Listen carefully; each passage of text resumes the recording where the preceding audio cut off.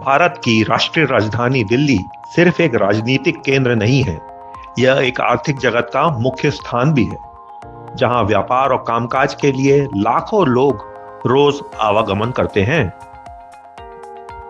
आवागमन का बड़ा हिस्सा देश के सबसे बड़े मेट्रो नेटवर्क पर निर्भर है, लेकिन इसके बावजूद दिल्ली की सड़कों पर हर रोज लाखों गाड़ियां दौड़ती दिखाई देती हैं।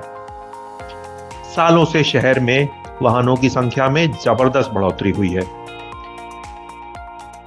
पिछले वित्तीय वर्ष इकोनॉमिक सर्वे के अनुसार दिल्ली में 87 लाख से अधिक पंजीकृत वाहन थे। इस विशाल आंकड़ों के पीछे कई कारण हैं। मेट्रो लंबी दूरी की यात्राओं के लिए एक बेहतरीन ऑप्शन है, लेकिन स्टेशन तक पहुंचने और वहां से आगे जाने के लिए अक्सर लोगों को ऑटो रिक्शा लेने पड़ते हैं, जिससे परेशान होकर लोग निजी वाहन की ओर ज्यादा झुकते हैं। इसके अलावा दिल्ली का चरम मौसम और छोटी छोटी दूरी तय करने की जरूरत भी लोगों को अपना वाहन खरीदने के लिए प्रेरित करती है।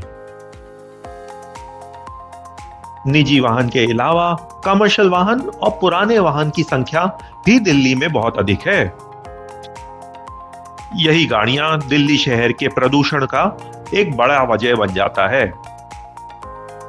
भारतीय सरकारी एजेंसी CAQM के अनुसार दिल्ली में PM 2.5 प्रदूषण का सबसे बड़ा स्थानीय स्रोत परिवहन ही है, जो लगभग 23% योगदान देता है। इसके साथ सेकेंडरी पार्टिकुलेट फॉर्मेशन और धूल भी बड़ी भूमिका निभाते हैं। अब शहर में प्रदूषण को कम करने के लिए दिल्ली सरकार ने क्लीन मोबिलिटी की दिशा में एक बड़ा कदम उठाया है। जून 2026 दिल्ली सरकार ने नई इलेक्ट्रिक वाहन नीति घोषित की है। यह भारत की सबसे बड़ी सिटी लेवल EV पॉलिसीज में से एक है। यह नीति 1 जुलाई 2026 से लागू होगी और 31 मार्च 2030 तक प्रभावी रहेगी। इस नीति का मूल सोच बहुत सरल है। इसका मकसद है EV को सस्ता बनाना, आसान बनाना और धीरे धीरे पेट्रोल डीजल वाहनों को कम करना। दिल्ली की EV पॉलिसी निजी खरीदारों और कमर्शियल गाड़ी चलाने वालों को सपोर्ट करती है। इलेक्ट्रिक कारों को बढ़ावा देने के लिए इस नीति के तहत रोड टैक्स और रजिस्ट्रेशन फीस में 100% छूट दी जाएगी। इलेक्ट्रिक 2 पहिया और इलेक्ट्रिक 3 पहिया वाहनों के लिए 50,000 तक की खरीद प्रोत्साहन राशि दी जाएगी, जबकि सामान ढोने वाले वाहनों के लिए यह प्रोत्साहन 1 लाख तक हो सकता है। स्क्रैपेज प्रोत्साहन इस नीति का एक और बड़ा हिस्सा है। पुरानी प्रदूषण फैलाने वाली गाड़ियों को सड़क से हटाने और EV की ओर बढ़ने के लिए सरकार ने 1500 करोड़ से अधिक का प्रावधान किया है। इन भुगतानों में 2 पहिया वाहनों के लिए 10,000 से लेकर 4 पहिया वाहनों के लिए 1 लाख तक की राशि शामिल है। इस नीति का सबसे बड़ा बदलाव फॉसिल फ्यूल वाले व्हीकल्स यानी पेट्रोल और डीजल गाड़ियों के नए रजिस्ट्रेशन पर है। अगले 2 से 4 वर्षों में कुछ गाड़ियों की श्रेणी में पेट्रोल और डीजल रजिस्ट्रेशंस बंद कर दिए जाएंगे। इस बदलाव का सबसे बड़ा असर शायद दिल्ली के ऑटो रिक्शा पर दिखेगा। दिल्ली की सड़कों पर 2 दशकों से अधिक समय से चल रहे ये प्रसिद्ध हरे पीले CNG ऑटो अब शायद कुछ दिन के मेहमान हैं, क्योंकि 1 जनवरी 2027 से केवल इलेक्ट्रिक 3 पहिया वाहनों को ही नए पंजीकरण की अनुमति होगी। मतलब आने वाले समय में दिल्ली के ऑटो शायद हरे पीले की जगह सफेद और नीले रंग में दिखाई देंगे। अब बात 2 पहिया वाहनों की करें, जो दिल्ली के नए वाहन बिक्री का 65% से अधिक हिस्सा है। हर दिन ये बाइक और स्कूटर शहर के हर कोने में चलते हुए दिखाई देते हैं।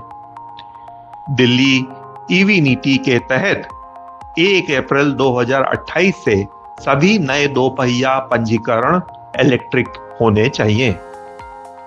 यह ईवी नीति सार्वजनिक परिवहन पर भी विशेष ध्यान देती है, जिसमें स्कूल बसों भी शामिल है।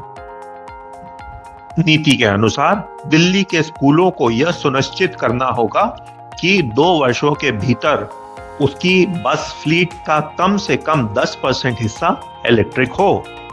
इसके अलावा राजधानी इलेक्ट्रिक बसेस की संख्या भी तेजी से बढ़ा रही है।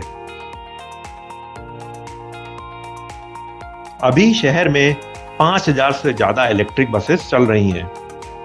12 मीटर लंबी सिटी बसों के अलावा दिल्ली ने देवी प्रोजेक्ट भी शुरू किया है। यह छोटी इलेक्ट्रिक बसें रिहायशी इलाकों को सीधा मेट्रो स्टेशन से जोड़ने के लिए शुरू की गई हैं। इससे लास्ट माइल कम्यूट का समय काफी कम हो जाता है।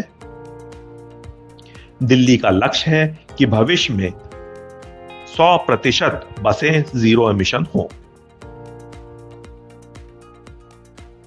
दिल्ली 30,000 से अधिक सक्रिय चार्जिंग पॉइंट्स स्थापित करने का लक्ष्य भी रखी है। इससे इलेक्ट्रिक वाहनों की चार्जिंग की चिंता भी कम होगी और लोगों का भरोसा बढ़ेगा।